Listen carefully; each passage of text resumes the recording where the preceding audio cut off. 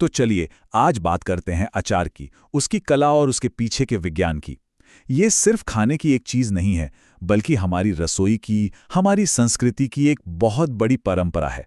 आइए इसे थोड़ा और करीब से जानते हैं। अचार का नाम सुनते ही पता है क्या याद आता है? वो गांव वाला स्वाद, है ना?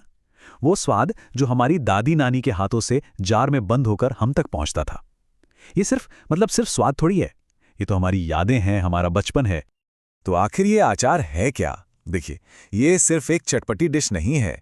असल में ये फलों और सब्जियों को बहुत लंबे समय तक बचाने का एक सदियों पुराना एक देसी तरीका है।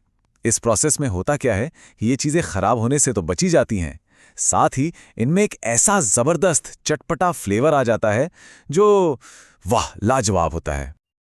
अच्छा, तो किसी भी अच्छे आचार की जान कहाँ होती है?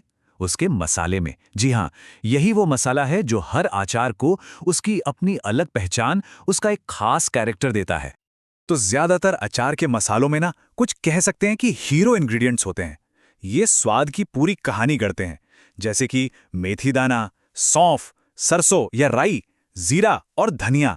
जब ये सब सही मात्रा में, सही अनुपात में मिलते हैं ना, बस तभी वो स्वाद का असली जादू बनता है।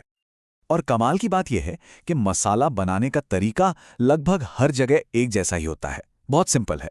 सबसे पहले सारे साबुत मसालों को धीमी आंच पर हल्का सा भूनना है।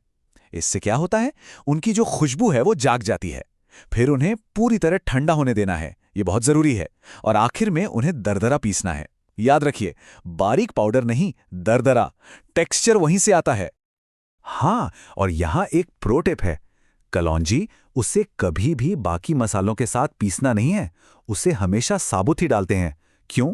क्योंकि अगर कलौंजी पिस गई तो वो पूरे अचार को एक काला सा रंग दे देगी, जो देखने में बिल्कुल अच्छा नहीं लगता। ठीक है, मसाला तो हो गया। अब आते हैं अगले स्टेप पर, जो कि है अचार की नींव, यानी कि मुख्य सामग्री को तैयार करना, चाहे वो आम हो, नींबू हो या फिर कोई और सब्जी। अब यहाँ एक बहुत बड़ा सवाल खड़ा होता है। अगर अचार को सालों साल चलाना है तो उसके सबसे बड़े दुश्मन यानी नमी का क्या करें? उसे कैसे निकालें?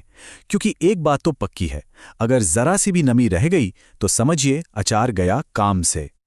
तो देखिए, पहले के जमाने में क्या होता था, आम या सब्जियों को कई कई दिनों तक तेज धूप में सुखाया जाता था। यह है पारंपरिक तरीका। लेकिन आज की भागदौड़ वाली जिंदगी में, या मान लीजिए धूप ही नहीं है, तो क्या करें? तो अब नए तरीके भी हैं, जैसे एयर फ्रायर का इस्तेमाल करना या हल्का सा स्टीम देना। इनसे भी नमी बहुत जल्दी निकल जाती है। मकसद दोनों का एक ही है, नमी को जड़ से खत्म करना। तो अब मसाला तैयार है, हमारी मुख्य सामग्री भी पूरी तरह से सूख चुकी है। अब वक्त है इन सबको एक साथ मिलाने का। सही मायनों में कहें तो असली जादू यहीं पर होता है। अचार बनाना ना एक तरह से केमिस्ट्री लैब में काम करने जैसा है। हर चीज का अनुपात, उसका रेशियो एकदम परफेक्ट होना चाहिए। जैसे कि 1 किलो आम में कितना नमक जाएगा, कितनी हल्दी लगेगी, कितना तेल डालना है, इन सब का एक सटीक हिसाब होता है। और इसी परफेक्ट नाप तौल से वो बैलेंस स्वाद आता है जो हमें चाहिए। और इस केमिस्ट्री में 3 चीजें बहुत अहम हैं: तेल, नमक और सिरका। और ये सिर्फ स्वाद के लिए नहीं है।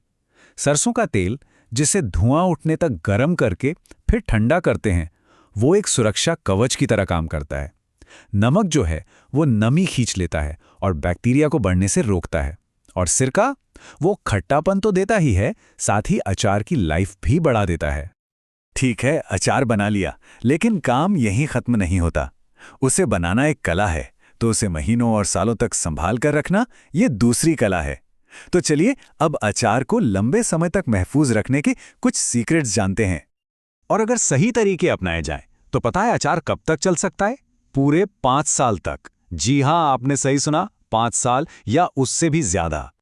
तो इसका पहला और सबसे जरूरी गोल्डन रूल है साफ सफाई। मतलब हाइजीन ही सब कुछ है।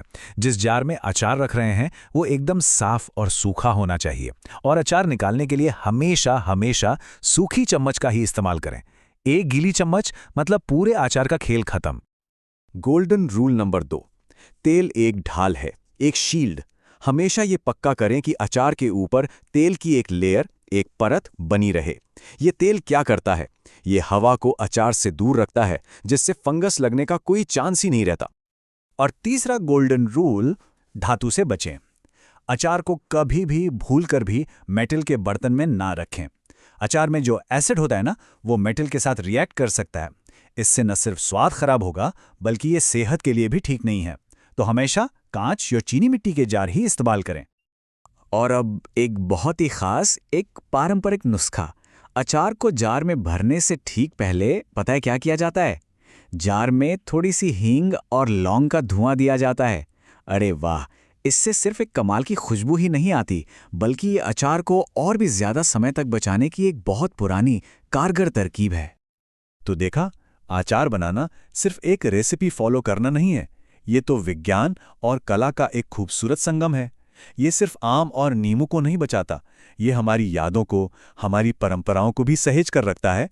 तो अब सवाल ये है कि अगला अचार कौन सा बनेगा और उस चार में स्वाद के साथ कौन सी यादें कैद होंगी।